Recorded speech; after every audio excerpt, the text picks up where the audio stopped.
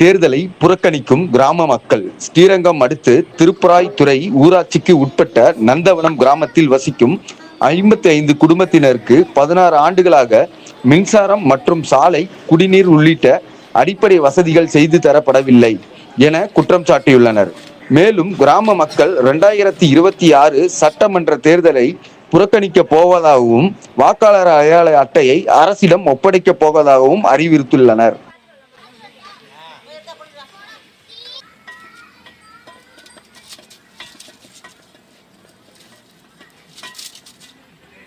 எதுவும் பேச வேணாம், அமைதியா இருந்தா போதும்.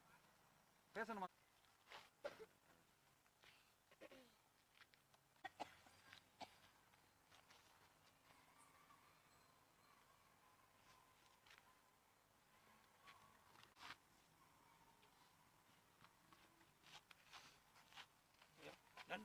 Done.